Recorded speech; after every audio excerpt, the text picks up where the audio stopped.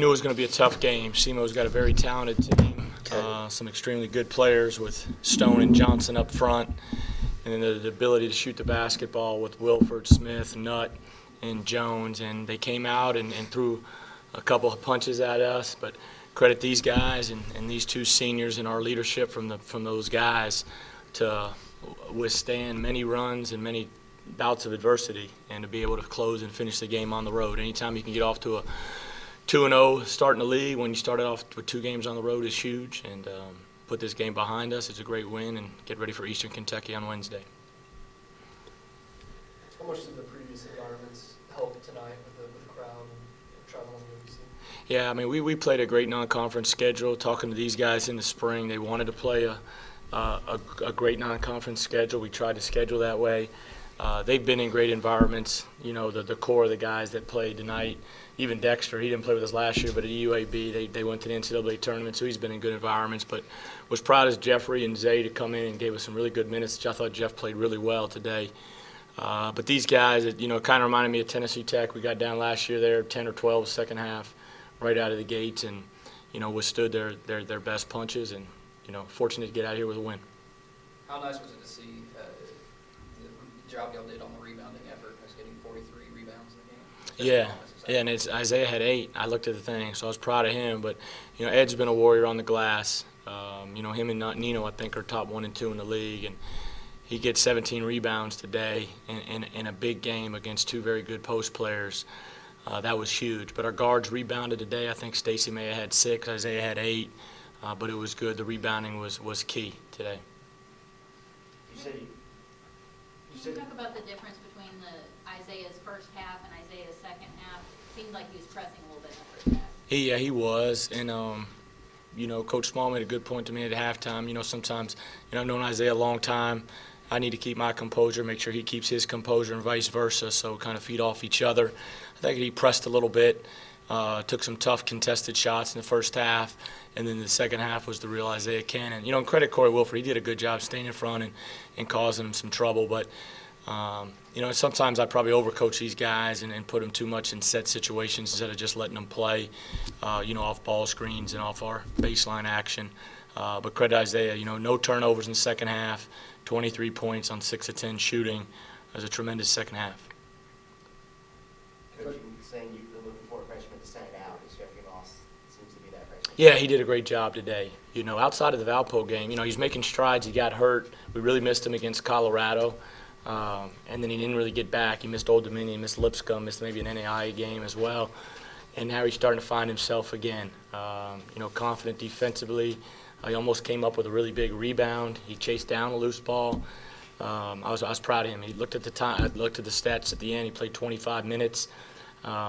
You know, he just has to give that type of effort. You know, he played at the Valpo game. The only difference of the Valpo game was he played those minutes, some minutes, but he had 3 or 4 big turnovers. That's just part of being a freshman. But was proud of him. And I thought Zay Henderson came in and relieved Ed and Brandon and gave us some good minutes outside of one play that he gave up the and one. I thought he gave us some good minutes. Coach, usually you don't see the road team getting 15 more free throw attempts in a game like this, and you guys catch the line, you know, in excess. How do you guys get that done? Well, you know, Isaiah, I think, put pressure on the basket. You know, got paint touches. It was a point of emphasis that we wanted to, you know, needed out every game really is out rebounding and getting the free throw line. And then Brandon and Ed did a great job in the paint. You know, that was the biggest key. But anytime we're putting pressure on the basket, especially with Isaiah's penetration, that's a positive. Isaiah hit a big milestone today. You're now the 36 all-time leader in three-point shots made. What does that mean to you? I didn't even know I was that close to it, to last game. And I mean, it's a great honor just to be up there. And I mean, I just go out to try to win games and do whatever I can to try to win games. And all the extra stuff, I mean, like I say, it's an honor. But I mean, to be an all-time leading three-point shooter at a great university with great people that came through here, great players, you got to feel a little good about that, just knowing that your name will be there for a while. And, I mean, hopefully somebody will come along one day and reach it. And, like I said, without my teammates pushing me every day to make those shots and coaches telling us to work on them, and, I mean, I couldn't do it without them. And the ball screens, Ed, and all our bigs set for me to give me open looks. So I mean, it's a great honor, and I'm thankful for it. Isaiah, can you talk about Ed's performance on the glass and how great that was to still get those balls? He's been doing a tremendous job all season long, and it was one point at a time in the game. He told me to come with it, and I told him I got him. And I mean, we feed off each other. I knew he was playing his heart out all game, and I knew I had to pick it up sooner or later. Stacy did a great job in the first half of making shots when we needed them. Dexter always does what he's do, make open shots and defend. And the whole team as a whole, we did it together in the second half. And Coach told us what we had to do in order to win this game. We went out and did it.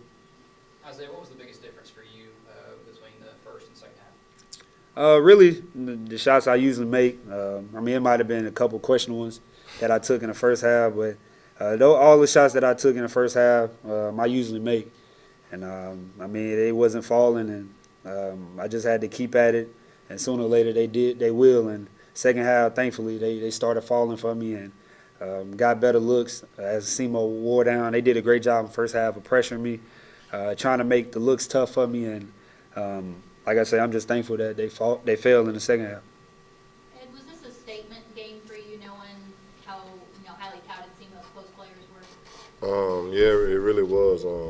They had two of the best front court players in our conference, and that made me and Brandon know we had to step up in the game. And Nino Johnson, one of the top 3 rebounders in our conference, and me being the top 3, I just had to come out and play. How are you feeling right now? You hit the floor quite a bit and we're banging with both those bodies. How are you feeling right now? I'm a little sore, but tomorrow get treatment and come back the next day and work hard again. Will you feel worse tomorrow? Probably so, but I got to do what I got to do to keep my team on top. Talk about that. Sorry, Isaiah, did they have you frustrated all in the first half? Or I know you've been in so many big environments, you just figure, hey, your time will come in the second half. No, I wouldn't say I was frustrated. I was just probably mad at myself, just saying I got to make those.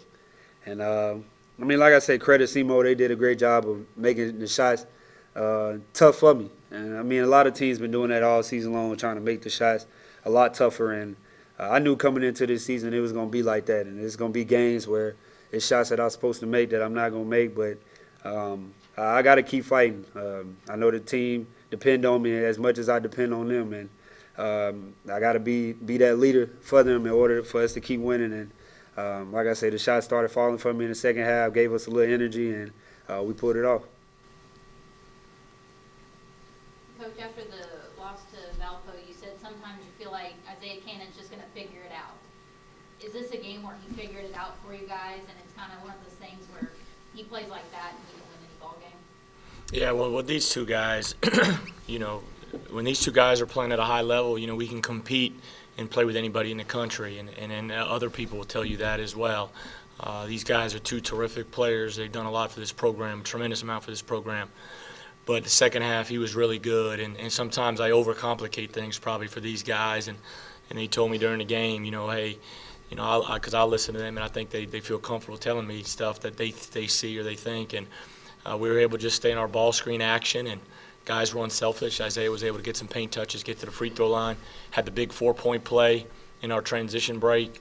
Zay Henderson set a good screen for him, and that was a big play for a freshman to step up and react that quick what we were trying to do in that situation. So eventually, he was going to get going. You expect so much from these guys, not just Isaiah, you expect so much from both of them that sometimes even in the beginning of the game, if you're down, you're frustrated because you think you should be up. And it's a 40-minute game, and they showed great composure and experience. And Ed, I know Thursday both you and Isaiah got a lot of rest with those freshmen playing. Do you think that was able to prepare you guys to play 37, 39 minutes tonight? Yeah, our freshmen getting in is a big part of us resting. Down the line, we know we can't play 30 to 40 minutes a game, so getting our freshmen in will it'll help us big. Did you tell a difference the way you started the game today with that short turnaround, just having that rest on Thursday? I mean, yeah, it helped out a lot. Us resting is probably going to be the biggest key of this conference, and getting us and getting us. He's trying to get out of practice. and getting us more healthier throughout the season.